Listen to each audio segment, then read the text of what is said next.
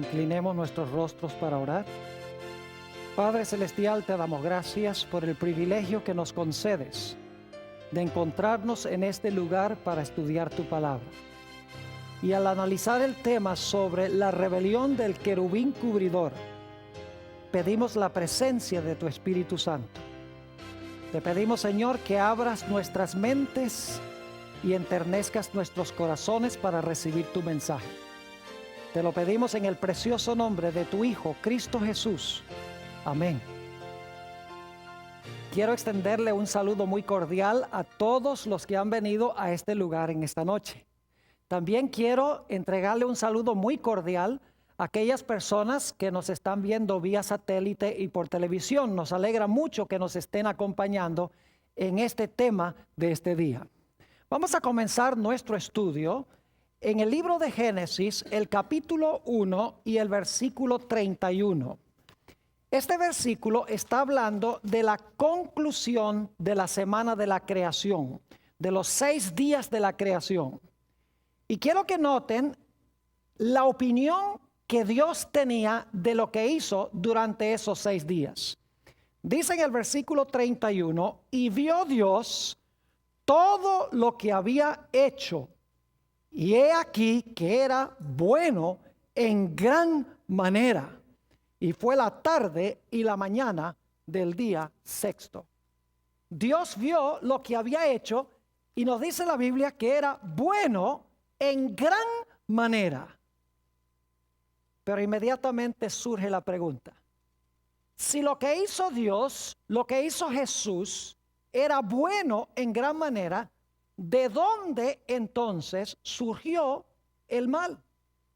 Porque hay odio, porque hay sufrimiento, porque hay muerte. Si Dios hizo todo bueno, uno no puede entender por qué existen estas cosas negativas. Esta noche vamos a hablar en cuanto al origen del mal. Y vamos a encontrar que el pecado y el mal no se originó en la tierra, sino que se originó en el cielo con un personaje que se denomina el querubín cubridor. ¿De dónde viene el mal? Vamos al libro de Génesis, el capítulo 3 y los versículos 4 y 5. Génesis 3, 4 y 5. Y vamos a leer el versículo 1 para el contexto. De repente aparece una serpiente aquí en el relato que uno dice, bueno, ¿y de dónde salió esa serpiente que está hablando? Dice en el versículo 1, pero la serpiente era astuta, más que todos los animales del campo que Jehová Dios había hecho. La cual dijo a la mujer, con que Dios os ha dicho, no comáis de todo árbol del huerto. Ahora vamos a saltar al versículo 4. Entonces la serpiente dijo a la mujer, no moriréis, sino que sabe Dios que el día que comáis de él, serán abiertos vuestros ojos y seréis como Dios, sabiendo el bien y el mal. Dios le había dicho a Adán y Eva que si comían del árbol iban a morir. Aquí tenemos a una serpiente que les está diciendo, si comen del árbol no van a morir. Dios les está mintiendo. Es decir, es un ser que está contrariando a Dios. Y en Génesis se le llama la serpiente. Ahora inmediatamente uno se pregunta, ¿de dónde salió esta serpiente y quién era? Necesitamos ir al libro de Apocalipsis para entender quién era y de dónde vino. Apocalipsis, el capítulo 12 y el versículo 7 y 9 nos habla de esta serpiente que en realidad existió antes de que se encontrara en el huerto del Edén. Es decir, preexistió al huerto del Edén. En realidad habitó en el cielo antes de que viniera a la tierra. Dice en Apocalipsis 12, y vamos a leer el versículo 7, dice, después hubo una gran batalla en el cielo. Miguel y sus ángeles luchaban contra el dragón y luchaban el dragón y sus ángeles. Es decir, hubo una lucha entre Miguel y sus ángeles y el dragón y sus ángeles. Note lo que dice el versículo 9. Y fue lanzado fuera. ¿Fuera de dónde? del cielo, ¿verdad? Fue lanzado fuera el gran dragón, la serpiente antigua, que se llama Diablo y Satanás, el cual engaña al mundo entero, fue arrojado a tierra y sus ángeles fueron arrojados con él. ¿A dónde habitaba la serpiente antigua o el dragón antes de que estuviera en el huerto del Edén? Nos dice en Apocalipsis 12 que antes de estar en la tierra, la serpiente estuvo en el cielo. Es decir, el pecado no se originó en la tierra, el pecado se originó en el cielo.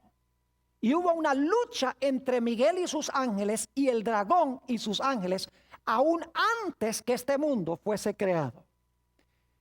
En este tema de hoy queremos estudiar un poco sobre este personaje que se rebeló contra Dios en el cielo y llevó a Adán y Eva a rebelarse contra Dios aquí en la tierra.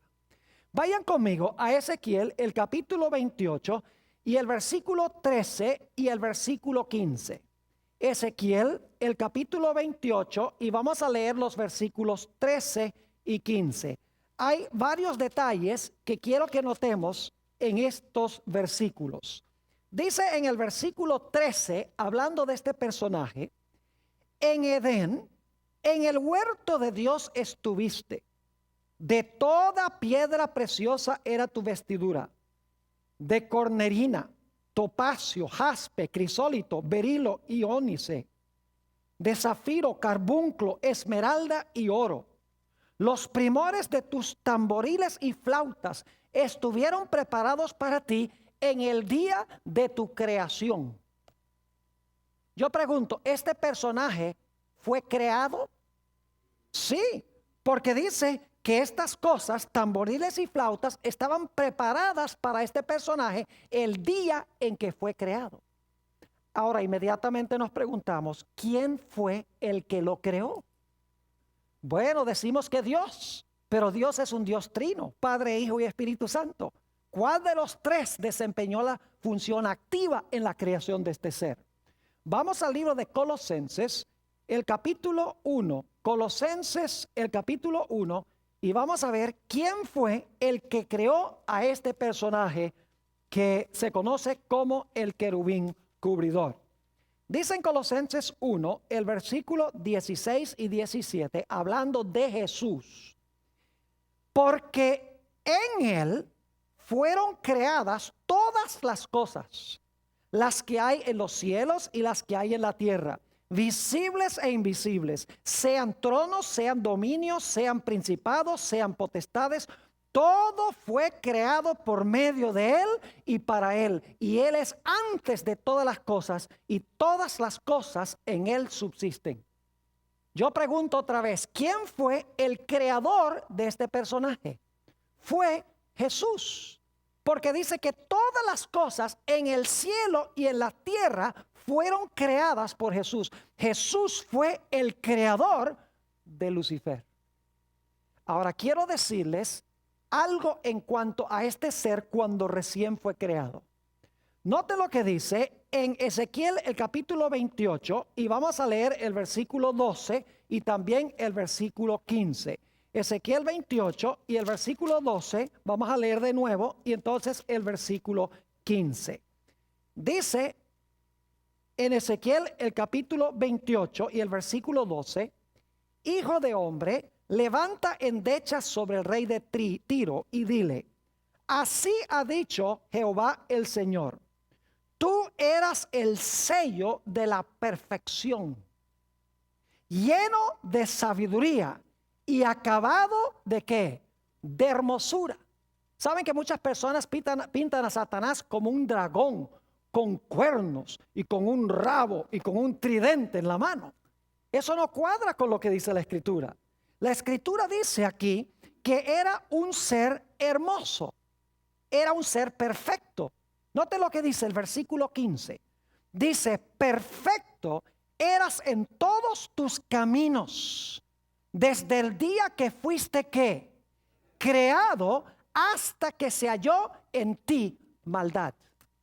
Quiero preguntarles, ¿Dios creó al diablo? No. Dios creó a un personaje perfecto, lleno de sabiduría, hermoso, y ese personaje perfecto escogió convertirse en diablo. Dios no creó al diablo, Dios creó a un personaje perfecto que por su libre elección se convirtió en el diablo. Si ustedes leen el resto de Ezequiel 28, van a encontrar que este personaje era plenamente sabio. Dice que tenía belleza incomparable. Era un personaje creado con grandes riquezas y con una posición de poder especial, que era querubín cubridor. Además de eso, fue creado para ser músico. ¿Notaron ustedes en Ezequiel 28:13 donde dice que se prepararon tamboriles y flautas para que cuando fuera creado él tocara estos instrumentos musicales? Quiere decir que este personaje sabe mucho de música. Así que hoy en día no cabe duda que está usando la música para lograr sus propósitos con la raza humana, porque fue creado para ser un músico. Inclusive muchos creen que era el director de los coros celestiales. Es decir, Dios creó un ser plenamente sabio, perfecto, hermoso, rico, con una posición especial de poder. No tenía ni un vestigio de pecado, pero en determinado momento escogió contrariar a Dios. Ahora, hablemos un poco de la posición que tenía este personaje cuando estaba en el cielo antes de pecar. Vayan conmigo nuevamente a Ezequiel, el capítulo 28 y el versículo 14.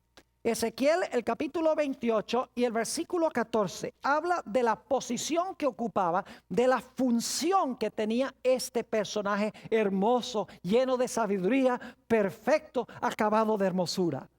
Dice en el versículo 14, hablando de este personaje, tú, querubín grande, protector. Algunas versiones dicen querubín grande, cubridor. Y luego dice, escuchen bien, yo te puse en el santo monte de Dios. Allí estuviste en medio de las piedras de fuego, te paseabas.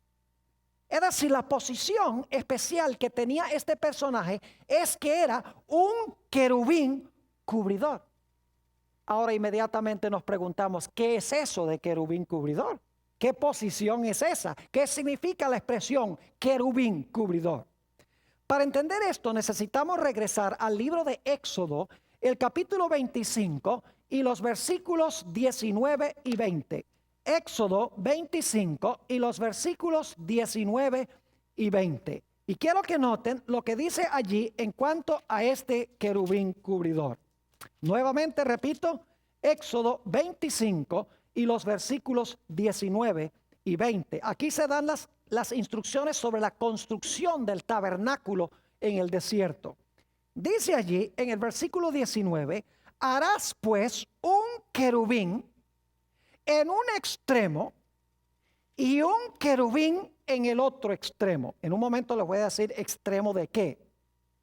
De una pieza con el propiciatorio harás los querubines en sus dos extremos. Es decir, hay algo y a cada extremo de ese algo hay un querubín. Versículo 20. Y los querubines extenderán por encima las alas, cubriendo, ahora fíjense, cubriendo con sus alas el propiciatorio, sus rostros, el uno enfrente del otro, mirando al propiciatorio los rostros de los querubines. Quiero que se imaginen que hay algo y en cada extremo de ese algo, que voy a explicar en un momento, había un querubín y el querubín dice que cubría ese objeto con sus alas. Por eso se llamaba como querubín cubridor o querubín protector. Es la misma expresión en los dos versículos, aunque se traduce de una forma diferente. Ahora, ¿cuál era el objeto al lado del cual se encontraban estos querubines? Yo no sé si ustedes saben que en la Biblia se habla de un santuario que Dios le mandó a construir a Moisés. Pero nos dice la Biblia que ese santuario que Dios le mandó a construir a Moisés en realidad era una copia de un santuario que Dios le mostró a Moisés en el monte. Es decir, era un modelo en miniatura, era una maqueta, por así decirlo, del santuario celestial. Ustedes pueden leer eso en el libro de Hebreos, el capítulo 8 y el versículo 5, donde dice que el santuario terrenal era una copia, una maqueta, un modelo en miniatura del santuario celestial.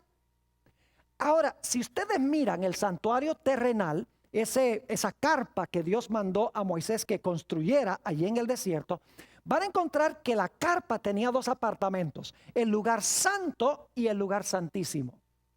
El lugar santísimo era el lugar a donde se manifestaba la presencia gloriosa de Dios, que se conocía como la Shekinah. La gloria de Dios descendía y se asentaba allí en el lugar santísimo del santuario, en un mueble que se conoce como el arca del pacto. Es decir, en el lugar santísimo, en el segundo apartamento de esa carpa, había un arca que se conocía como el arca del pacto. Un arca que ha sido hecha famosa por Indiana Jones. Tal vez no debería mencionar eso, pero es la idea que tenemos aquí en la Biblia, solo que Hollywood ha dañado la historia que encontramos en la Biblia. Ahora, esa arca, interesantemente, se encontraba en el lugar santísimo del santuario terrenal. Pero la Biblia nos enseña que como el santuario terrenal era una copia del celestial, el santuario celestial también tiene un arca. Noten lo que dice en Apocalipsis 11 y el versículo 19. Apocalipsis, el capítulo 11 y el versículo 19. Allí nos va a hablar sobre algo que el apóstol Juan vio en el cielo. Y quiero que noten qué fue lo que vio. Nuevamente repito el texto, Apocalipsis el capítulo 11 y el versículo 19. Dice el apóstol San Juan, inspirado por el Espíritu Santo, y el templo de Dios fue abierto ¿a dónde? En el cielo. Y el arca de su pacto se veía ¿a dónde? En el templo. Y hubo relámpagos, voces, truenos, un terremoto y grande granizo. ¿Qué fue lo que vio Juan en el templo celestial? Vio el arca ¿de qué? El arca del pacto. Yo pregunto entonces, ¿el arca en la tierra era una copia del arca celestial? La Biblia dice que sí. Ahora viene una pregunta muy importante. ¿Qué se encontraba dentro del arca en el santuario terrenal? Vamos a buscar en nuestras Biblias el libro de Deuteronomio, el capítulo 10 y el versículo 2. Deuteronomio, el capítulo 10 y el versículo 2. Ahí nos habla de lo que contenía el santuario terrenal, en el lugar santísimo, en el arca. Vamos a leer el versículo 1 para el contexto. Dice, en aquel tiempo Jehová me dijo, está hablándole a Moisés, lábrate 2 tablas de piedra como las primeras, y sube a mí al monte, y hazte un arca de madera, y escribiré en aquellas tablas las palabras que estaban en las primeras tablas que quebraste, porque Moisés había quebrado los 10 mandamientos al pie del monte Sinaí cuando el pueblo estaba adorando el becerro de oro. Y ahora noten la última parte del versículo 10. Y las pondrás, las tablas las pondrás, ¿dónde? En el arca. ¿A dónde se encontraban las tablas de los 10 mandamientos? Se encontraban en el arca. Ahora yo pregunto, si el santuario terrenal era una copia del santuario celestial, ¿qué debe estar en el arca del pacto celestial? Deben estar también allí, ¿qué cosa? Debe estar la ley, deben estar allí también los 10 mandamientos. Es decir, quiero que se imaginen esto. Allí en el santuario celestial, en el segundo apartamento, en el lugar santísimo, está el arca del pacto, donde se manifestaba la gloria de Dios, representa el trono de Dios. A cada lado del trono de Dios hay un querubín cubridor. Y dice la Biblia que estaban mirando hacia abajo en reverencia a la ley de Dios que se encontraba dentro del arca del pacto. Es decir, este personaje que Dios creó, perfecto, hermoso y santo, estaba en el lugar más cercano posible a Dios. en el lugar a donde se encontraba el arca, Dios sentado en el arca y la santa ley dentro del arca. Llegó un momento en que este personaje escogió rebelarse contra Dios, rebelarse contra el gobierno de Dios. Y quiero que noten cómo la Biblia describe esta rebelión. Vayan conmigo a Ezequiel, el capítulo 28 y el versículo 16. Ezequiel, el capítulo 28 y el versículo 16. Hay una palabrita clave allí que quiero que notemos. Dice allí en el versículo 16, hablando de este personaje: a causa de la multitud de tus contrataciones, más adelante vamos a hablar de eso, fuiste lleno de iniquidad. ¿Y qué? Oh, muy bien, muy importante eso. Y pecaste, por lo que yo te eché del monte de Dios y te arrojé de entre las piedras del fuego, oh querubín protector. ¿Qué fue lo que hizo este querubín protector? Pecó. ¿Dónde pecó? ¿En la tierra o en el cielo? Pecó en el cielo. Ahora yo quiero que notemos Primera de San Juan 3 y el versículo 8, que amplía lo que acabamos de leer. Primera de San Juan, el capítulo 3 y el versículo 8. Nos dice desde cuándo pecó este personaje. Es una corroboración de lo que acabamos de leer. Primera de San Juan, el capítulo 3 y el versículo 8. Dice: el que practica el pecado, escuchen bien, es del diablo, porque el diablo peca desde el monte Sinaí. Oh, muy bien, porque el diablo peca desde el principio. Para esto apareció el Hijo de Dios, para deshacer las obras del diablo. ¿A dónde pecó este personaje? Pecó en el principio. ¿A dónde? En el cielo. En Ezequiel dice: pecaste. Aquí dice: desde el principio, Satanás, ¿qué? Peca. Ahora yo quiero preguntar, ¿qué es pecado? ¿Saben que algunos cristianos dicen que la ley comenzó cuando Dios se la dio a Moisés en el monte Sinaí? Dicen, ahí comenzaron los 10 mandamientos en el monte Sinaí. La Biblia no enseña eso. Porque la Biblia dice que Satanás pecó en el cielo. Ahora vamos a notar qué es el pecado. Primera de San Juan, el capítulo 3 y el versículo 4. Escuchen bien, Primera de Juan 3, 4. Dice: todo aquel que comete pecado infringe también la ley. ¿Sabe lo que significa infringe, verdad? Desobedece, quebranta, transgrede. Dice: todo aquel que comete pecado infringe también la ley, pues el pecado es ¿qué cosa? Infracción de la ley.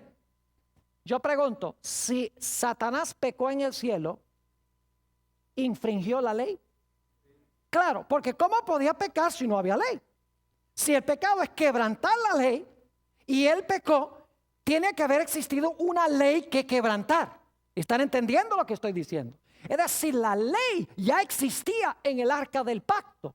Es decir, este personaje escogió rebelarse en contra de la santa ley de Dios.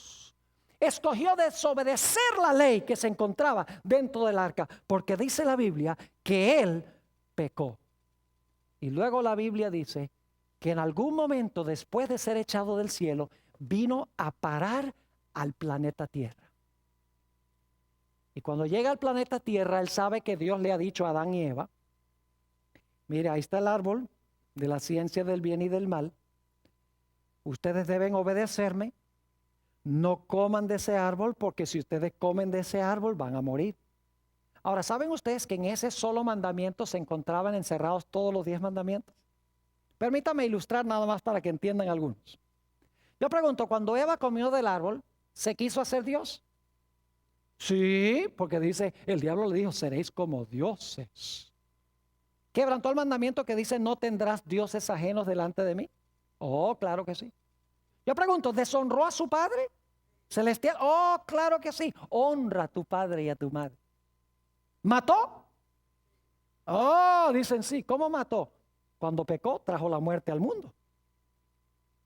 Yo pregunto, ¿robó? Sí, porque el fruto era ¿de quién?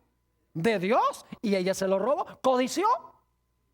¿Quebrantó el mandamiento: no codiciarás? Claro que sí. En ese mandamiento se encuentran encerrados todos todos los 10 mandamientos. Dios le estaba diciendo, obedece este uno y vas a estar obedeciendo los 10. Por eso la Biblia dice que el que transgrede uno, los quebranta todos. Y el que guarda uno, los guarda todos. Y Dios le dijo, obedece mi ley y te va a ir bien, vas a vivir. Desobedece mi ley y eso es pecado y vas a morir. Pero encontramos que Satanás llega al huerto. Quiero que noten lo que dice Génesis 3, 4 y 5. Génesis 3 y el versículo 4 y 5. Llega Satanás, quien ha quebrantado la ley de Dios en el cielo, ha desobedecido la ley en el cielo, y él quiere que Adán y Eva ahora desobedezcan la ley de Dios en la tierra. Y dice en Génesis, el capítulo 3 y el versículo 4, entonces la serpiente dijo a la mujer, no moriréis. Es decir, Dios es un mentiroso de que van a morir. ¿Quién dijo? Si ustedes comen del árbol, eso no es ningún pecado. Y si comen del árbol, en vez de morir, van a vivir. Es decir, ustedes no tienen que obedecer la ley de Dios. Los está tentando a desobedecer la ley de Dios, a infringir la ley de Dios como Él hizo en el cielo. Y luego noten lo que dice el versículo 5, Génesis 3, 5. Sino que sabe Dios que el día que comáis de él, serán abiertos vuestros ojos y seréis como Dios, sabiendo el bien y el mal. Es decir, el diablo le está diciendo, mira, ¿tú crees que Dios tiene que decirte qué es bueno y qué es malo? Que es malo comer del árbol y que es bueno no comer del árbol. Eva, tú no tienes que preguntarle a Dios lo que es bueno y lo que es malo. Tú no tienes que mirar la ley de Dios para saber lo que es bueno y lo que es malo. Dice, si tú comes del árbol, tú vas a ser igualito a Dios y ya tú no tienes que depender de Dios para decirte qué es bueno y malo. Tú misma, siendo Dios, vas a poder definir qué es bueno y qué es malo. Y la Biblia nos dice que Eva escuchó las insinuaciones de Satanás. Y no solamente cayó ella, sino que dice la Biblia que le dio el fruto también a su marido y su marido comió. Habían ahora desobedecido la santa ley de Dios. Como Lucifer, como Satanás desobedeció la ley de Dios en el cielo. Todo el conflicto, mis queridos hermanos y hermanas, apreciadas visitas, los que están viendo por televisión y vía satélite, todo el conflicto tiene que ver con la ley de Dios. Lucifer transgrede la ley de Dios porque es infracción de la ley y lleva a Adán y Eva a desobedecer también la santa ley de Dios. Pero necesitamos entender algo. El pecado no es solamente quebrantar una lista de reglamentos. Es decir, Dios no da una lista de cosas que no podemos hacer nada más por darse gusto de darnos una lista de prohibiciones. En realidad, el propósito de la ley es proteger las relaciones que existen entre seres humanos. Es decir, el propósito de la ley es garantizar la felicidad de las relaciones de un ser humano con otro ser humano. La esencia del pecado, sí, es transgresión de la ley, pero la esencia del pecado es egoísmo. Ahora, quiero que notemos otro relato bíblico que nos habla sobre la rebelión de este personaje. El libro de Isaías, el capítulo 14 y el versículo 12. Vamos ahora a mirar un poquito más detenidamente el pecado, porque el pecado es transgresión de la ley, sí, es quebrantar los 10 mandamientos, eso es pecado. Pero es más profundo, porque los 10 mandamientos tienen el propósito de proteger las relaciones entre seres humanos y entre los seres humanos y Dios. Dice allí en Isaías 14 y empezando en el versículo 12 de este personaje, ¿cómo caíste del cielo, oh lucero, hijo de la mañana? Cortado fuiste por tierra, tú que debilitabas a las naciones. Ahora debo decirles algo antes de leer el versículo 13, que hay un pronombre que está sobreentendido en el versículo 13, que está en el idioma hebreo, pero que no está en la traducción. Yo se lo voy a agregar, pero no estoy agregando a la Biblia, porque está en el original. Ahora escuchen bien. Fíjense cuál es el problema de este personaje. Dice, tú que decías en tu corazón, yo subiré al cielo, en lo alto junto a las estrellas de Dios, yo levantaré mi trono. Y en el monte del testimonio, yo me sentaré a los lados del norte. Sobre las alturas de las nubes, yo subiré y yo seré semejante al Altísimo. ¿Cuál fue el problema de este personaje? El yo. El yo.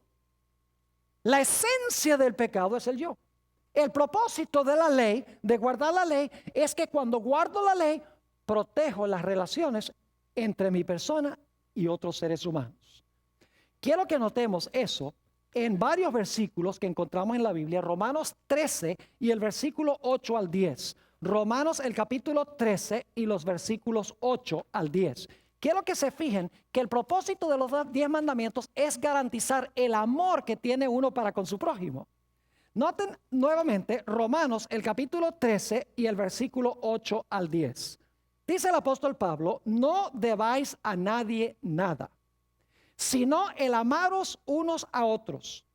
Porque el que ama al prójimo, ¿qué ha hecho? Ha cumplido la ley. ¿Qué es cumplir la ley? ¿Es amar a quién? Al prójimo. Porque no adulterarás, no matarás, no hurtarás, no dirás falso testimonio, no codiciarás. Y cualquier otro mandamiento en esta sentencia se resume: amarás a tu prójimo como a ti mismo. El amor no hace mal al prójimo, así que el cumplimiento de la ley es el amor. Yo pregunto, si usted ama a su prójimo, ¿lo va a matar? Si usted ama a su prójimo, ¿le va a robar? Si usted ama a su prójimo, ¿va a hablar mal de él? Si usted ama a su prójimo, ¿va a codiciar lo que le pertenece? Si usted ama a su padre y a su madre, ¿los va a maltratar? Si usted ama a Dios, ¿va a tener otros dioses? Si usted ama a Dios, ¿va a poner imágenes de Dios? Si usted ama a Dios, ¿va a irrespetar el nombre de Dios? Claro que no. Es decir, que el amor es guardar la ley. Amar a Dios significa guardar su ley. Guardar su ley significa amar a Dios, porque el propósito de los mandamientos es proteger las relaciones entre prójimo y prójimo y entre nosotros y Dios. Permítanme ilustrar para que puedan entender. Hay un mandamiento que dice no cometerás adulterio. Ese es un reglamento, ¿sí o no? Es una ley. No cometerás adulterio. Pero ¿por qué dio Dios esa ley? Yo pregunto, cuando una persona, cuando un esposo tiene relaciones sexuales con una mujer que no es su esposa, yo pregunto, ¿trae esto tristeza en el corazón de la esposa y de los hijos? ¿Causa división? Claro que sí. ¿Muestra amor hacer algo como eso? No. Es decir, que cuando se quebranta ese mandamiento, no cometerás adulterio, se está quebrantando la relación entre marido y mujer, entre el marido y los hijos. Es decir, el pecado sí es quebrantar la ley, pero el pecado es más. El pecado es no tener amor, sino amarse uno mismo. ¿Por qué un individuo, por ejemplo, comete adulterio? Porque él dice, bueno, no estoy satisfecho con mi esposo, con mi esposa. Yo quiero es a esa para mí. Es decir, la raíz del pecado es ¿qué cosa? Egoísmo. Ahora yo les pregunto, ¿qué es lo opuesto de egoísmo? Lo opuesto del egoísmo es amor. Porque amor significa dar a los demás, no esperar recibir para mí, sino dar. Mientras que el pecado es querer todo para mí. No sé si me estoy explicando, si están entendiendo lo que estoy diciendo. Es decir, la esencia del pecado de este ser fue sí quebrantar la ley, quebrantar los 10 mandamientos, pero los 10 mandamientos tienen el propósito de garantizar una relación de amor entre nosotros y otros, y nosotros y Dios. Por eso el Señor Jesucristo declaró en San Mateo 22, Él dijo que hay 2 grandes mandamientos. El primer mandamiento es amar a Dios por encima de todo. Y el segundo mandamiento es amar a nuestro prójimo como a nosotros mismos. Y Él dice, en estos 2 mandamientos se resume toda la ley y los profetas. Es decir, el problema de este personaje es que ya no quería amar a Dios, ni que quería amar a los demás ángeles, sino que quería ¿qué? Amarse a sí mismo. La esencia, la raíz amarga del pecado es el amor propio. Cuando usted se ama a sí mismo, va a quebrantar la santa ley de Dios. Y según Isaías 59 y el versículo 2, nuestros pecados causan separación entre nosotros y Dios. Pero la Biblia nos dice que Satanás no cayó solo del cielo. Fue capaz de engañar a una tercera parte de los ángeles. Vamos a notar lo que dice en el libro de Apocalipsis, el capítulo 12 y el versículo 4. Apocalipsis 12 y el versículo 4, y luego vamos a leer los versículos 7 al 9. Apocalipsis 12, 4 y 7 al 9. Dice en el versículo 4, y su cola arrastra, en un momento vamos a hablar de la cola, su cola arrastraba la tercera parte de las estrellas del cielo y las arrojó sobre la tierra. Y el dragón se paró frente a la mujer que estaba para dar a luz a fin de devorar a su hijo tan pronto como naciese. Piense que su cola arrastró a ¿cuántas de las estrellas? A una tercera parte de las estrellas. Ahora noten el versículo 7. Después hubo una gran batalla en el cielo. Miguel y sus ángeles luchaban contra el dragón, y luchaban el dragón y sus ángeles. Pero no prevalecieron, ni se halló ya lugar para ellos en el cielo.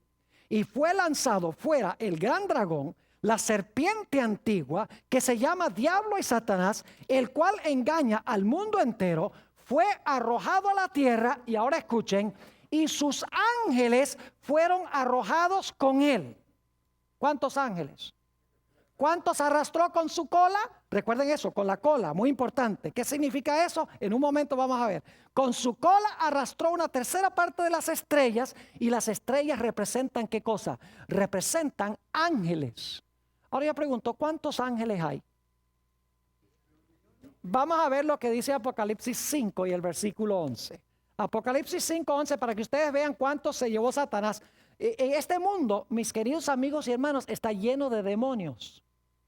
No solamente tenemos problemas con Satanás, sino hay millones de seres inteligentes, todos egoístas, que no le interesa a la gente acá, les hace pensar que les interesa a la gente, que no aman a Dios para nada, que pisotean la santa ley de Dios y quieren traer ruina y destrucción sobre todos los seres humanos. Es decir, son egoístas, no tienen nada de amor para con otras criaturas.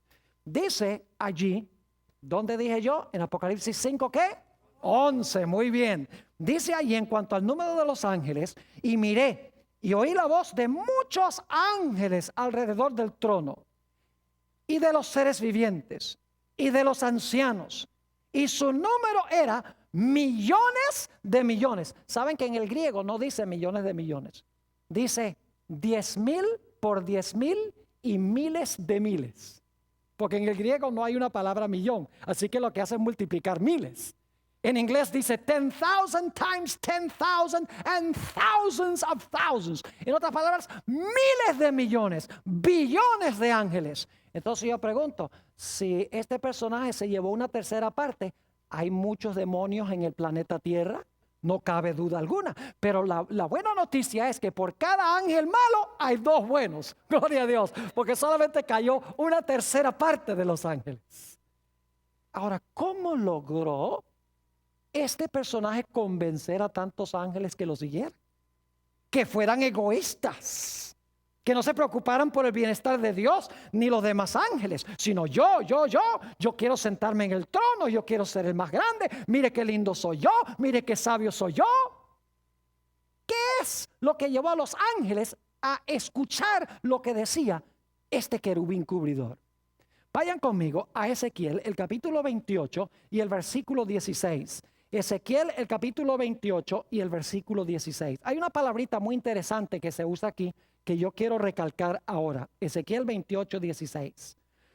Y voy a leer solamente la primera mitad del versículo. Dice, a causa de la multitud de tus contrataciones, fuiste lleno de iniquidad y pecaste.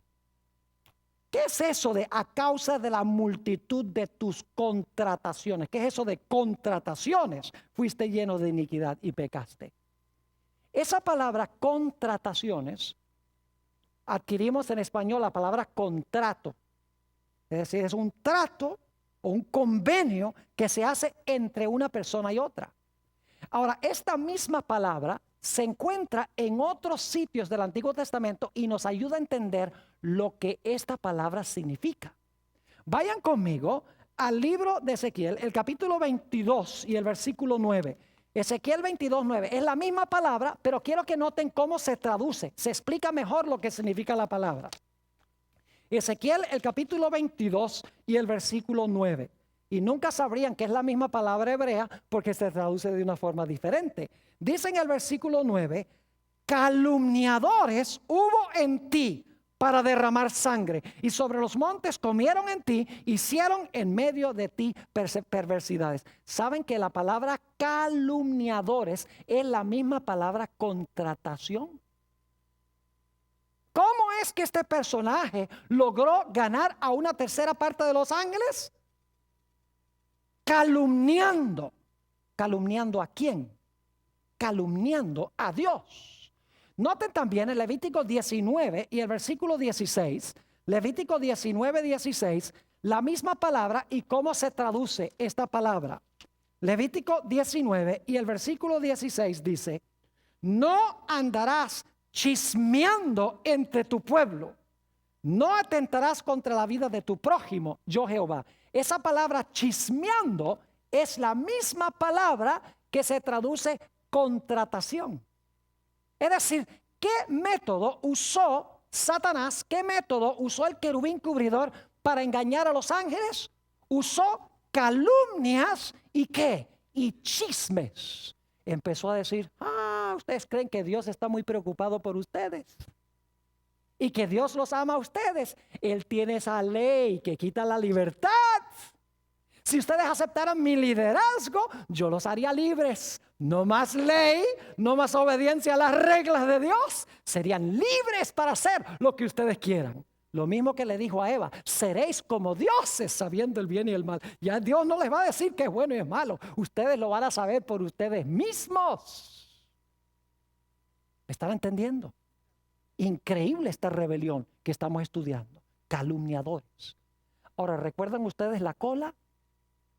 Dije que íbamos a hablar de lo que significa la cola. Arrastró con la cola. Vayan conmigo a Isaías, el capítulo 9 y el versículo 15. Isaías, el capítulo 9 y el versículo 15. Fíjense qué interesante esto. La Biblia se explica sola cuando uno compara un texto con otro. Cuando uno encuentra la cola en Apocalipsis, busca la cola en otras partes de la Biblia para saber qué significa. Noten Isaías, el capítulo 9. ¿Y qué versículo dije yo? Muy bien, están conmigo. 9:15 dice: el anciano y venerable de rostro es la cabeza. El profeta que enseña mentira es la cola. ¿Qué es la cola? Alguien que habla ¿qué? Mentira. Entonces, ¿qué significa que la cola arrastró a una tercera parte de los ángeles? Significa que los arrastró echando ¿qué cosa? Echando mentiras en cuanto a Dios, diciéndole, si ustedes me ponen a mí en el trono, las cosas van a andar tanto más bien y van a ser más felices, porque esas reglas, esa ley de Dios es una ley demasiado estricta. ¿Y quién quiere obedecer esa ley? Note lo que dice San Juan 8 y el versículo 44. San Juan, el capítulo 8 y el versículo 44. Habla sobre este personaje al comienzo y el método que usó. Aquí Jesús está hablándole a los dirigentes judíos y dice: vosotros sois de vuestro padre el diablo, y los deseos de vuestro padre queréis hacer. Él ha sido homicida desde el principio y no ha permanecido en la verdad, porque no hay verdad en él. Cuando habla mentira, de suyo habla, porque es mentiroso y padre de ¿qué? Y padre de mentira. Ahora yo pregunto, cuando viene una persona y les dice a ustedes, ustedes no tienen que guardar la ley. La ley fue clavada en la cruz. La ley no es para el cristiano. Si estamos bajo el Espíritu Santo, ya para el cristiano la ley no es importante. ¿La voz de quién es eso? Esa no es la voz de Dios. Porque el libro de Apocalipsis dice que al final de la historia Dios va a tener a un pueblo que guarda los mandamientos de Dios y tiene el testimonio de Jesucristo. Inclusive dice en Apocalipsis 14:12, aquí están los que guardan los mandamientos de Dios y la fe de Jesús. El diablo es el que quiere pisotear la ley. El diablo es el que quiere causar riñas, divisiones y peleas entre los seres humanos, y todo se debe a quebrantar la ley. Si todo el mundo guardara los 10 mandamientos, este mundo sería un paraíso. Los padres estarían seguros, no habría peligro de adulterio, no habría gente matando gente, podrían irse de la casa y dejar la puerta abierta porque nadie les robaría nada, todo el mundo adoraría a Dios, habría paz, no habría cárceles, no habría policías, no habría hospitales, nada de esas cosas. Pero es porque transgredimos la ley de Dios que vienen todas estas calamidades en el mundo. Ahora yo pregunto, ¿será que este personaje va a existir para siempre o será que va a llegar a su final? Mis queridos amigos y hermanos, no hay duda de que va a llegar a su final.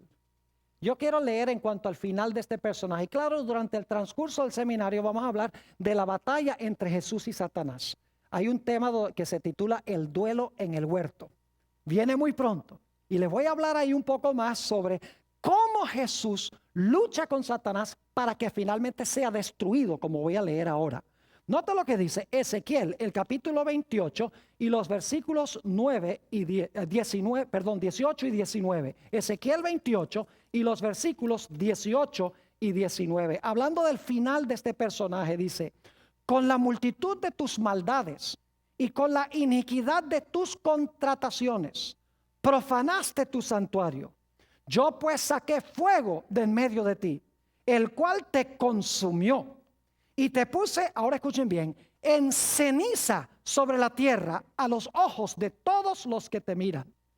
Todos los que te conocieron de entre los pueblos se maravillarán sobre ti. Espanto serás y para siempre dejarás de ser. Noten que será reducido a cenizas y dice que para siempre dejará de ser.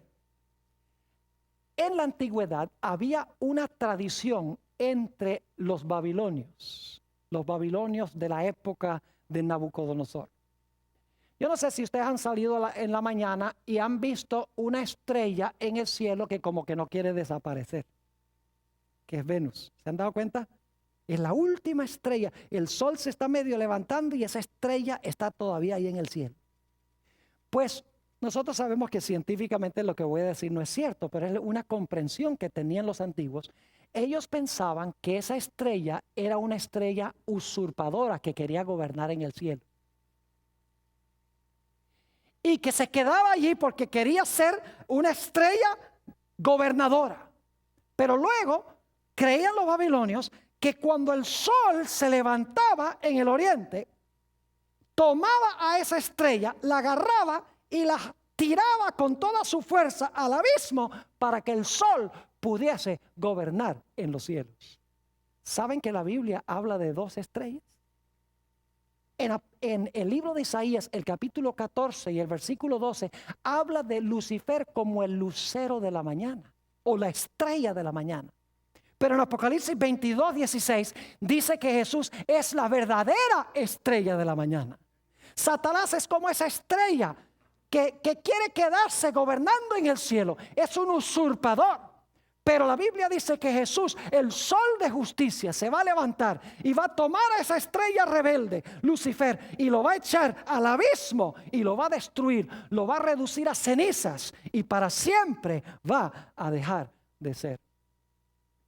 Mis queridos hermanos y amigos, solamente al final de la historia hay dos grupos en este mundo: los que siguen a Satanás y los que siguen a Dios. Los que siguen a Satanás se distinguen por pisotear la ley de Dios, mientras que los que siguen a Dios se distinguen por obedecer a Dios. Note lo que dice Primera de Juan, el capítulo 3 y el versículo 10. Primera de Juan, el capítulo 3 y el versículo 10. Ustedes recuerdan que hay dos simientes en el mundo, ¿no es verdad? Hay dos simientes: la simiente de Satanás y la simiente de la mujer. Noten Primera de Juan, el capítulo 3 y el versículo 10. Escuchen bien. En esto se manifiestan los hijos de Dios y los hijos del diablo.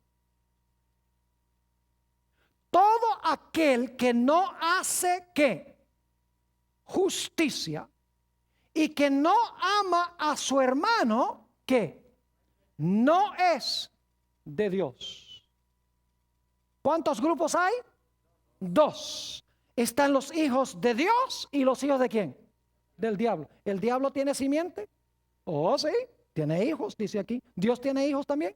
Claro que sí. ¿En qué se distinguen los dos grupos? Que un grupo hace justicia y ama a su prójimo. El otro grupo ama la injusticia y aborrece a su prójimo. ¿Y qué significa amar al prójimo? Significa, ¿qué cosa? Guardar la ley de Dios. El amor es el cumplimiento ¿de qué? De la ley, dijo el apóstol San Pablo. Note lo que dice también en Primera de Juan, el capítulo 2, Primera de San Juan, el capítulo 2, y vamos a leer el versículo 3 al 5. Dice, y en esto sabemos que nosotros le conocemos, si guardamos sus mandamientos. ¿Cómo sabemos que conocemos a Dios? ¿Si qué? Si guardamos sus mandamientos. Ahora escuchen bien. El que dice, yo le conozco y no guarda sus mandamientos, el tal es mentiroso y la verdad no está en él. Yo pregunto, ¿quién es el padre de mentira que leímos en Juan 8:44? ¿Quién es el que comenzó con la mentira? El diablo. Y aquí dice que conoce a Dios y no guarda sus mandamientos, el tal es que mentiroso y la verdad no está en él. Me temo que hay muchos ministros hoy en día que están enseñando no doctrinas de Dios, cuando dicen que la ley fue clavada en la cruz, que el cristiano no tiene que guardar la ley, que el cristiano no puede guardar la ley. Mis queridos hermanos y amigos, los que están escuchando también por televisión, los que están viendo vía satélite, yo quiero decirles, mis queridos amigos, que la mayor evidencia que podemos dar de ser seguidores de Dios es que guardamos sus mandamientos. Algunos dicen, pero pastor, no se pueden guardar. Sí se pueden guardar cuando amamos a Jesús. Porque Jesús declaró en San Juan 14 y el versículo 15, si me amáis, guardad mis mandamientos. Algunos dicen, pero pastor Bor, los mandamientos son una carga muy grande. Note lo que dice en Primera de Juan, el capítulo 5 y el versículo 2 y 3. Primera de San Juan, el capítulo 5 y en los versículos 2 y 3. Dice aquí lo siguiente. En esto conocemos que amamos a los hijos de Dios. Cuando amamos a Dios y guardamos sus mandamientos. Pues este es el amor de Dios. Que guardemos sus mandamientos. ¿Qué es el amor de Dios? ¿Qué qué? Que guardemos sus mandamientos. Y sus mandamientos no son ¿qué? Gravosos. Sus mandamientos no son pesados. No son una carga como muchos cristianos dicen. Ay, esa ley de Dios es una carga tan grande. Pues no aman a Dios. Porque cuando amamos a Dios, será nuestro deleite obedecer a Dios. No vamos a escuchar la voz de Satanás, ese querubín que se rebeló contra la ley, que estaba en el arca, que pecó contra Dios desde el principio, que mintió, arrastró una tercera parte de los ángeles para que ellos desobedecieran la ley de Dios también. No vamos a estar en ese grupo, vamos a estar del lado de Dios. Vamos a exaltar la ley y vamos a hablar bien de la ley, porque amamos a Dios. Vamos a querer guardar sus mandamientos. ¿Saben que según el libro de Apocalipsis, en los últimos días Satanás va a estar furioso con aquellos que guardan los mandamientos de Dios? Aquellas personas que dicen que no se pueden guardar los mandamientos tienen un problema, porque Dios dice que sí va a tener un grupo que los guarda. Entonces, ¿a quién le creemos? ¿A lo que dicen los hombres o a lo que dice Dios? El diablo odia la ley y va a odiar y tratar de destruir los que guardan la ley. Note lo que dice Apocalipsis 12 y el versículo 17. Y quiero que noten cómo se encuentra Génesis 3:15 en este versículo. ¿Recuerdan los 4 elementos? Enemistad, una mujer, ¿qué más? Una serpiente o dragón, ¿y qué más? 2 simientes o simiente. Ahora fíjense Apocalipsis 12 y el versículo 17 dice, entonces el dragón, que se identifica también como la serpiente antigua, el diablo y Satanás, ya lo leímos. Entonces el dragón se llenó de ira ¿contra quién? Oh, tenemos una serpiente y una mujer. Se llenó de ira contra la mujer. ¿Hay enemistad también ahí? Oh, entonces hay una serpiente o un dragón, hay una mujer, hay enemistad. Simiente también hay. Note lo que sigue diciendo. Entonces el dragón se llenó de ira contra la mujer. Y se fue a hacer guerra contra el resto de la descendencia de ella. Se fue a hacer guerra contra el remanente, dicen algunas versiones, el remanente de la simiente de ella. ¿Y qué características tienen esa simiente que Satanás odia tanto? Dice, los cuales guardan los mandamientos de Dios y tienen, ¿qué cosa? Y tienen el testimonio de Jesucristo. ¿A quiénes va a odiar Satanás? A los que guardan los mandamientos de Dios y tienen, ¿qué cosa? El testimonio de Jesucristo. ¿Cuántos grupos entonces va a haber al final de la historia? 2. Los que son egoístas y los que aman a Dios y a su prójimo. Los que pisotean la ley y los que obedecen la ley por amor a Dios. Quiero hacer muy claro que no guardamos la ley para que Dios nos salve. No guardamos la ley para ganar la salvación o para que Dios nos mire mejor. Guardamos la ley en consecuencia de la salvación. Guardamos la ley porque amamos a Jesús por lo que Jesús ha hecho. ¿Quién no va a querer guardar la ley cuando nos damos cuenta que fue nuestro pecado que llevó a Jesús a la cruz? Si el pecado llevó a Jesús a la cruz, el pecado o la transgresión de la ley es algo terrible. Y no vamos a querer seguir cometiendo lo que llevó a Jesús a la cruz. Cuando miramos a la cruz, odiamos el pecado y amamos a Jesús y amamos a su santa ley.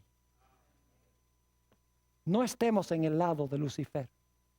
Mis queridos hermanos y amigos, los que están viendo por televisión vía satélite, escojamos seguir a Dios y guardar su santa ley por amor.